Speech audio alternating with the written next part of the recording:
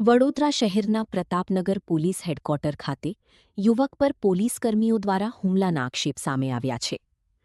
વડોદરા શહેરના Pratapnagar police headquarter ખાતે એક યુવક પર હુમલો કરવામાં આવ્યો હોવાના આક્ષેપો સામે આવ્યા છે. સમગ્ર મામલે યુવકે મકરપુરા પોલીસ સ્ટેશનમાં લેખિત અરજી આપી કાર્યવાહી કરવાની માંગ કરી છે. મળતી માહિતી મુજબ યુવક પોતાના મિત્રને મળવા માટે પ્રતાપનગર પોલીસ હેડક્વાર્ટર ખાતે ગયો હતો. તે દરમિયાન વારસિયા પોલીસ સ્ટેશનમાં ફરજ બજાવતા પોલીસકર્મી સંજયભાઈ ભરવાડ અને તેના 3 મિત્રો ત્યાં હાજર હતા. આરોપ છે કે યુવક ત્યાંથી પસાર થતો હતો ત્યારે તેને બોલાવી શંકાના આધારે મારપીટ કરવામાં આવી હતી. યુવકે આક્ષેપ કર્યો છે કે સંજયભાઈ ભરવાડ ઉપરાંત અન્ય 2 પોલીસકર્મીઓ પણ હુમલામાં સામેલ હતા. હુમલા દરમિયાન યુવકની ઈજા પહોંચતા સમગ્ર મામલે ન્યાયની માંગ સાથે મકરપુરા પોલીસ સ્ટેશનમાં લેખિત અરજી આપવામાં આવી છે. યુવકે સમગ્ર ઘટનાની નિષ્પક્ષ તપાસ કરી સંબંધિત પોલીસકર્મીઓ સામે ગુનો નોંધવાની માંગ કરી છે.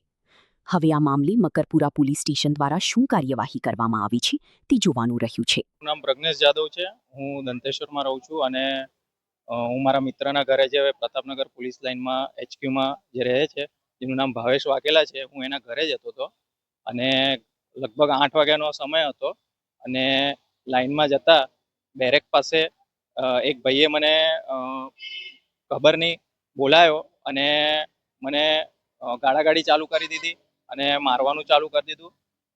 એક રેપિડો વાળો સમજીને મને બોલાયો અને મારી સાથે મેં એમને જણાવ્યું કે હું રેપિડો વાળો નથી. તો એને મને કીધું, ગાળો આપીને મને ચલ હટ એવું નીકળ કીધું અને મને માર્યો બી. જેમની સાથે એડીઆઈ ભવાની ઠાકોર અને નવા રિક્રુટ જેમનો ચેસ્ટ નંબર 188 છે અને જેમનું નામ હમણાં હાલ જેમને મને માર્યો એમનું નામ સુરેશ છે, જે વારસિયા પોસ્ટેમાં હમણાં હાલ છે. મને એટલું મારા મિત્રો થકી જાણવા મળ્યું. કેટલા જણા હતા? મારવામાં 3 જણા હતા. ત્રણનું નામ શું? એડીઆઈ ભવાની ઠાકોર, સુરેશભાઈ અને 188 ચેસ્ટ નંબર, જેમનું નામ મને નહીં ખબર. શું કારણ હતું મારવા માટે?